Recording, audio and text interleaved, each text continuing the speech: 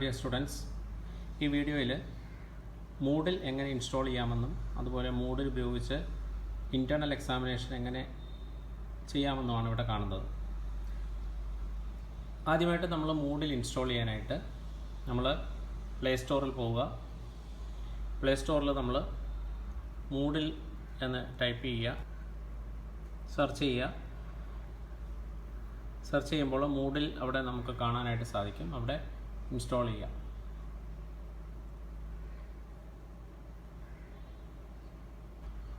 മൂഡിൽ app on ആക്കുക. അതിനുശേഷം I M A learner അല്ലെങ്കിൽ ടീച്ചർ എന്നുള്ള ഒരു ഓപ്ഷൻ ക്ലിക്ക് ചെയ്യുക. അവിടെ നമ്മുടെ സൈറ്റ് അഡ്രസ്സ് കൊടുക്കുക. അപ്പോൾ ഇവിടെ നമ്മുടെ ഇവാനുവേഴ്സിൻ്റെത് MICLMS.in അവിടെ കൊടുക്കുക. MICLMS.in കണക്ട് യുവർ സൈറ്റ് കൊടുക്കുക. നമ്മൾ മാർ ഇവാനുവേഴ്സ് കോളേജിൻ്റെ മൂഡിൽ സൈറ്റിൽ എത്തിയിരിക്കുകയാണ്. ഇനി നിങ്ങൾ ഓരോരുത്തരും അവരുടെ യൂസർ നെയിം അവിടെ കൊടുക്കുക.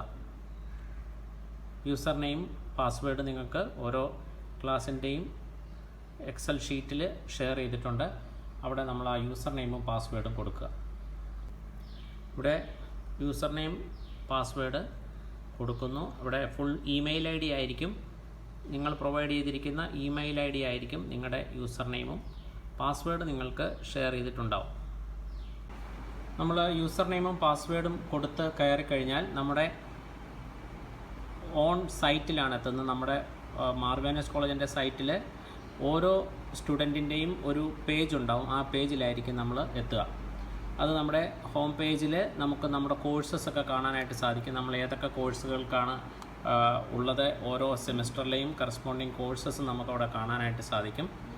അതുപോലെ തന്നെ നമ്മൾ ഏതെങ്കിലും അസൈൻമെൻറ്റ്സ് ഒക്കെ ഉണ്ടെങ്കിൽ അവിടെ ആ പേജിൽ നമുക്ക് താഴോട്ട് സ്ക്രോൾ ചെയ്താൽ കാണാനായിട്ട് സാധിക്കും. ഇപ്പോൾ ഇവിടെ ഒരു അസൈൻമെൻറ്റ് സബ്മിഷൻ്റെ ഇവിടെ കാണിച്ചിട്ടുണ്ട്. ഒരു ഇൻറ്റേർണൽ എക്സാമിനേഷൻ അസൈൻമെൻറ്റ് സബ്മിഷൻ ഇവിടെ കാണിക്കുന്നുണ്ട്. അത് 5:30 മുമ്പായിട്ടത് സബ്മിറ്റ് ചെയ്യേണ്ടതാണ്. 25 സെപ്റ്റംബർ വൈകിട്ട് 5:30 മുമ്പ് സബ്മിറ്റ് ചെയ്യേണ്ട ഒരു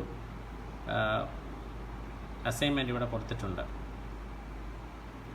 അപ്പോൾ ഇനി നമ്മൾ അതുപോലെ തന്നെ ഓരോ കോഴ്സസിൽ അതിൻ്റെ ടോപ്പിക്സ് ഏതൊക്കെയാണെന്ന് നമുക്ക് കാണാനായിട്ട് സാധിക്കും.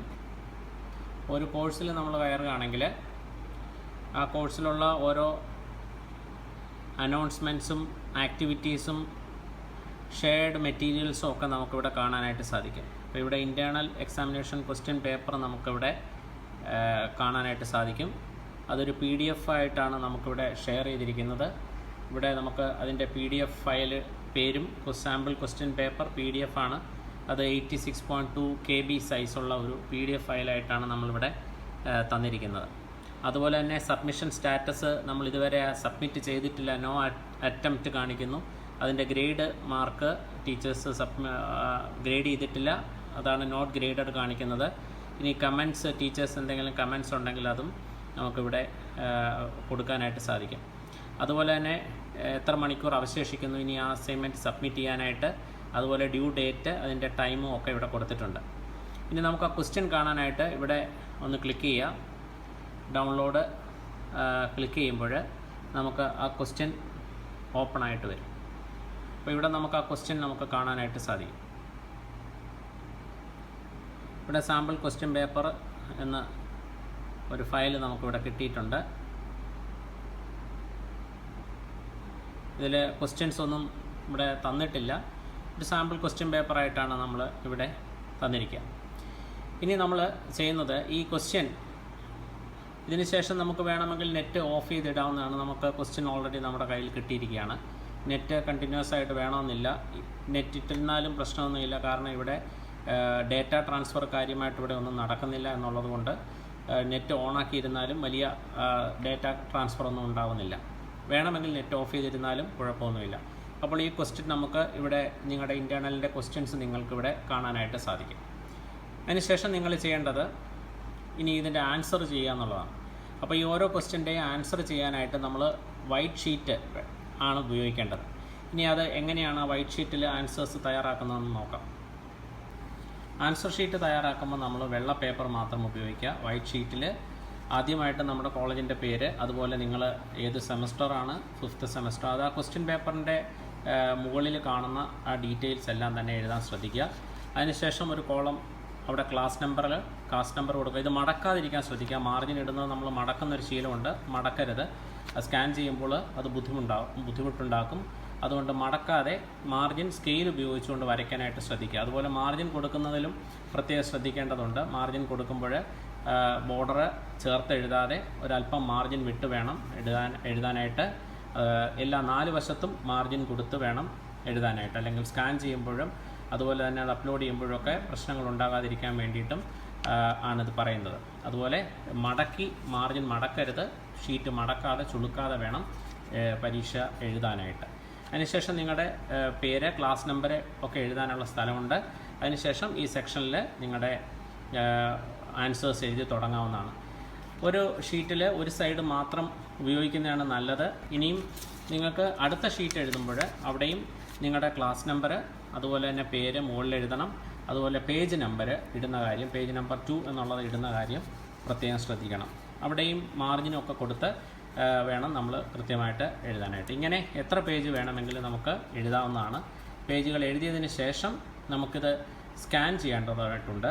ആ സ്കാൻ ചെയ്യുന്നത് എങ്ങനെയാണെന്നുള്ളത് നമുക്ക് നോക്കാം.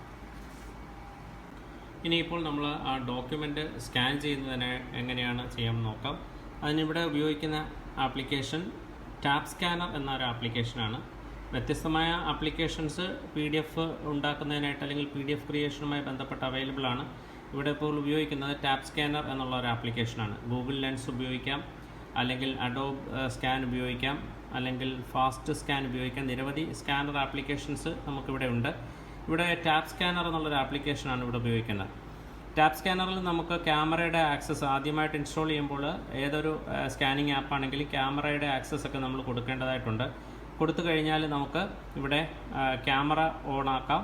ക്യാമറ ഓണാക്കിയതിന് ശേഷം നമ്മുടെ ആ ഡോക്യുമെൻ്റ് നല്ല പ്രകാശമുള്ള ഒരു സ്ഥലത്ത് വച്ചതിന് ശേഷം അതിന് നേരെ മുകളിൽ പിടിക്കുക. അതിൽ ടാപ്പ് ചെയ്യുക. സെൻറ്ററിൽ ടാപ്പ് ചെയ്തതിന് ശേഷം നമ്മൾ ക്യാമറയിൽ ക്ലിക്ക് ചെയ്യാം. ക്യാമറയിൽ ക്ലിക്ക് ചെയ്തതിന് ശേഷം നമുക്ക് ഇതിൻ്റെ സൈഡ് ബോർഡേഴ്സ് അഡ്ജസ്റ്റ് ചെയ്യാനായിട്ടുണ്ട്. അപ്പോൾ നമുക്കിവിടെ കറക്റ്റ് ബോർഡർ കിട്ടത്തക്ക വിധത്തിൽ ഇവിടെ ഇതിൻ്റെ എഡ്ജസ് ഒക്കെ ക്രമീകരിച്ചതിന് ശേഷം നമ്മളിവിടെ ടിക്ക് ബട്ടൺ കൊടുക്കുക. അപ്പോൾ അത് വൈറ്റൻ ചെയ്ത് തരുന്നതായിരിക്കും. അത് ഓട്ടോ നമ്മൾ ക്ലിക്ക് ചെയ്യാതെ നമുക്ക് എഗ്രിയബിൾ ആണെങ്കിൽ നമ്മൾ വീണ്ടും ടിക്ക് ചെയ്യുക. ടിക്ക് ചെയ്തതിന് ശേഷം നമുക്ക് ആഡ് ന്യൂ പേജ് എന്നുള്ളത് കൊടുക്കുക. ആഡ് ന്യൂ പേജ് കൊടുത്തു കഴിഞ്ഞാൽ നമുക്ക് രണ്ടാമത്തെ പേജ് സ്കാൻ ചെയ്യാനായിട്ട് സാധിക്കും. രണ്ടാമത്തെ സ്കാൻ ചെയ്യാനായിട്ട് നമ്മൾ വീണ്ടും നേരത്തെ പറഞ്ഞതുപോലെ തന്നെ ഡോക്യുമെൻറ്റിന് നേരെ മുകളിൽ പിടിച്ചതിന് ശേഷം നമ്മളതിലൊന്ന് ടാപ്പ് ചെയ്തതിന് ശേഷം വീണ്ടും ക്യാമറയിൽ ക്ലിക്ക് ചെയ്യാം. ക്യാമറയിൽ ക്ലിക്ക് ചെയ്യുമ്പോൾ ആ ഡോക്യുമെൻറ്റ് സ്കാനായിട്ട് വരും. പ്രോപ്പറായിട്ടാണ് പിടിക്കുന്നതെങ്കിൽ കൃത്യമായിട്ട് നമുക്കത് സ്കാൻ ചെയ്ത് കിട്ടുന്നതായിരിക്കും.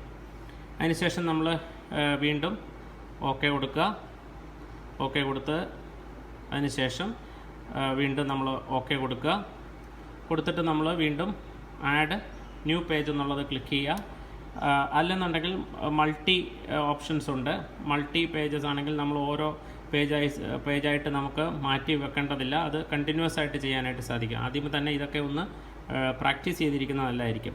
അതിനുശേഷം നമ്മൾ വീണ്ടും മൂന്നാമത്തെ പേജ് ടാപ്പ് ചെയ്യുന്നു, അത് ക്ലിക്ക് ചെയ്യുന്നു. അതിനുശേഷം ക്യാമറ പ്രസ് ചെയ്യുന്നു, സ്കാൻ ചെയ്യുന്നു. സ്കാൻ ചെയ്തതിന് ശേഷം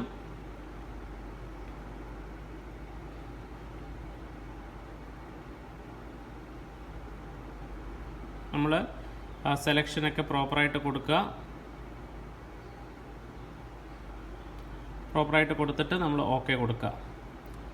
ഓക്കെ കൊടുത്തു കഴിഞ്ഞാൽ മൂന്നാമത്തെ പേജ് ആഡ് ചെയ്തിരിക്കുന്ന അത് നമ്മൾ ഓക്കെ കൊടുത്തതിന് ശേഷം നമുക്ക് അങ്ങനെ 3 പേജുകൾ ഇവിടെ ആഡ് ചെയ്തിട്ടുണ്ട്. അതിൽ പ്രോപ്പറായിട്ട് പിടിക്കാത്തത് കൊണ്ട് എല്ലാം കൃത്യമായിട്ട് തെളിഞ്ഞിട്ടില്ല എങ്കിലും 3 പേജസ് ഇവിടെ ആഡ് ചെയ്തിട്ടുണ്ട്. 3 പേജസ് ആഡ് ചെയ്തതിന് ശേഷം നമ്മൾ അങ്ങനെ എത്ര പേജാണോ നമ്മൾ എക്സാം എഴുതുന്നത് അത്രയും പേജും ഇങ്ങനെ സ്കാൻ ചെയ്ത് 1 by 1 ആയിട്ട് ഓർഡറായിട്ട് സ്കാൻ ചെയ്തെടുക്കുക. അതിനുശേഷം നമ്മൾ ഇതിനെ സേവ് ചെയ്യേണ്ടതായിട്ടുണ്ട്.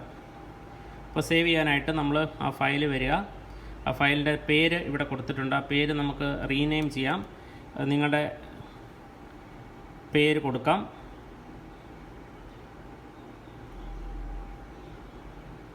അതുപോലെ തന്നെ വേണമെങ്കിൽ നിങ്ങളുടെ ക്ലാസ് നമ്പർ കൊടുക്കാം. വേണമെങ്കിൽ പേപ്പറിൻ്റെ കോഴ്സിൻ്റെ പേര് വേണമെങ്കിൽ കൊടുക്കാം. ഡേറ്റ് ആവശ്യമെങ്കിൽ കൊടുക്കാം.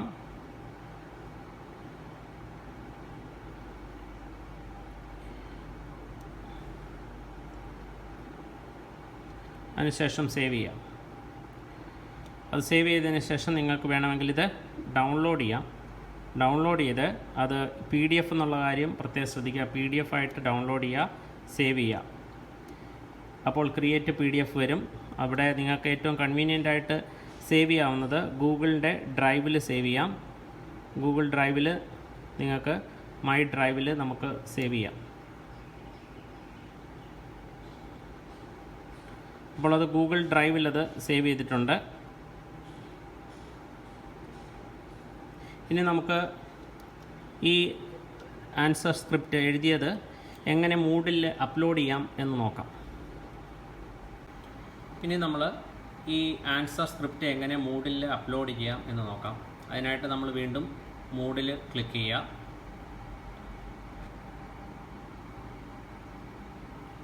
മൂഡിൽ ഓണായി വരുമ്പോൾ നമുക്ക് നേരത്തെ പറഞ്ഞതുപോലെ നമ്മുടെ കോഴ്സുകളൊക്കെ തന്നെ കാണാനായിട്ട് സാധിക്കും. അതുപോലെ നമ്മുടെ അസൈൻമെൻറ്റിൻ്റെ ഡീറ്റെയിൽസ് ഇവിടെ ഉണ്ടാവും. നമുക്ക് ഈ എക്സാമിൻ്റെ അസൈൻമെൻറ്റ് ഇൻഫർമേഷനിൽ നമ്മൾ ക്ലിക്ക് ചെയ്താൽ മതിയായിരിക്കും. അപ്പോൾ ഞാൻ ഇവിടെ സബ്മിറ്റ് ചെയ്യാണ്. അപ്പോൾ നമ്മുടെ എക്സാമിനേഷൻ അസൈൻമെൻറ്റിൻ്റെ അല്ലെങ്കിൽ എക്സാമിനേഷൻ ഇൻറ്റേർണൽ എക്സാമിനേഷൻ്റെ പേജ് ഓപ്പൺ ആവുകയാണ്. അവിടെ നമുക്ക് നേരത്തെ കണ്ടതുപോലെ ക്വസ്റ്റ്യൻ പേപ്പറും not attempt, no attempt, not graded എല്ലാം ഉണ്ടാവും. ഇവിടെ ആഡ് സബ്മിഷൻ കൊടുക്കാം. ആഡ് സബ്മിഷൻ കൊടുക്കുമ്പോൾ ആഡ് ഫയൽ വരും. അവിടെ ആഡ് ഫയലിൽ ക്ലിക്ക് ചെയ്യാം. അതിനുശേഷം പ്രത്യേകം ശ്രദ്ധിക്കുക, നമ്മൾ PDF ആയിട്ടാണ് സേവ് ചെയ്തിരിക്കുന്നത്. അതുകൊണ്ട് ഫയൽ എന്നുള്ള ഓപ്ഷനിൽ ക്ലിക്ക് ചെയ്യാം. എന്നിട്ട് ഇവിടെ ഫയലിൽ നമ്മൾ ഇവിടെ ക്ലിക്ക് ചെയ്യുമ്പോൾ നമുക്ക് ഡ്രൈവ്, നമ്മൾ ഗൂഗിൾ ഡ്രൈവിലാണ് സേവ് ചെയ്തിരിക്കുന്നത്. ഡ്രൈവ് ഓപ്ഷൻ അവിടെ വരും. അവിടെ നമ്മുടെ ഗൂഗിൾ ഡ്രൈവ് അക്കൗണ്ട് സെലക്ട് ചെയ്തതിന് ശേഷം അവിടെ നോക്കിയാൽ നമ്മുടെ ലാസ്റ്റ് സേവ് ചെയ്തിരിക്കുന്ന ആ ഡോക്യുമെൻ്റ് നമുക്ക് അവിടെ കാണാനായിട്ട് സാധിക്കും. ആ ഡോക്യുമെൻ്റ് സെലക്ട് ചെയ്തതിന് ശേഷം നമ്മളിപ്പോൾ സേവ് ചെയ്തിരിക്കുന്ന ഡോക്യുമെൻ്റ് ഈ 0001 എന്നുള്ള ആ ഒരു ഡോക്യുമെൻ്റാണ്, ക്യൂമെക് എന്നുള്ള ഡോക്യുമെൻ്റാണ്. അത് സെലക്ട് ചെയ്യുക. അത് സെലക്ട് ചെയ്തതിന് ശേഷം നമ്മൾ നോക്കിക്കഴിഞ്ഞാൽ നമ്മുടെ ആ ഡോക്യുമെൻ്റ് ഇവിടെ അപ്ലോഡ് ആയിട്ടുണ്ട്. അതിനുശേഷം പ്രത്യേകം ശ്രദ്ധിക്കാനുള്ളത് ഇവിടെ സേവ് എന്നുള്ള ഓപ്ഷൻ കൊടുക്കുക. ആർ യു ഷുവർ എന്നുള്ളിടത്ത് ഓക്കെ കൊടുക്കുക. ഓക്കെ കൊടുത്തു കഴിഞ്ഞാൽ നമ്മുടെ ഡോക്യുമെൻ്റ് സബ്മിഷൻ കംപ്ലീറ്റ് ആയിരിക്കുകയാണ്. അവിടെ സബ്മിറ്റഡ് ഫോർ ഗ്രേഡിംഗ് എന്ന് ഇവിടെ തെളിഞ്ഞു വരുന്നതായിട്ട് കാണാനായിട്ട് സാധിക്കും. അപ്പോൾ ഇത് വന്നു കഴിഞ്ഞാൽ നമുക്കറിയാം ഇത് നമ്മുടെ ഡോക്യുമെൻ്റ് അവിടെ സബ്മിറ്റ് ചെയ്തിട്ടുണ്ട് എന്ന് നമുക്ക് മനസ്സിലാക്കാനായിട്ട് സാധിക്കും. ഇവിടെ എഡിറ്റ് സബ്മിഷൻ ഓപ്ഷൻ ഉണ്ട്. മിക്കവാറും അത് നിങ്ങൾക്ക് വീണ്ടും ഒരു ഡോക്യുമെൻ്റ് കൂടെ സബ്മിറ്റ് ചെയ്യുന്നതിന് വേണ്ടിയിട്ടുള്ള ഒരു ഓപ്ഷനാണ്. മിക്കപ്പോഴും അത് ഡിസേബിൾ ചെയ്തിട്ടുണ്ടാവും. അപ്പോൾ ഒരു തവണ മാത്രമേ അത് നിങ്ങൾക്ക് സബ്മിറ്റ് ചെയ്യാനായിട്ട് സാധിക്കുകയുള്ളൂ. ഇങ്ങനെ നിങ്ങൾക്ക് നിങ്ങളുടെ പരീക്ഷാ സമയം തീരുന്നതിന് മുമ്പായിട്ട് നിങ്ങൾക്ക് ഈ ഒരു ഡോക്യുമെൻ്റ് അപ്ലോഡ് ചെയ്യാനായിട്ട് സാധിക്കുന്നതാണ്.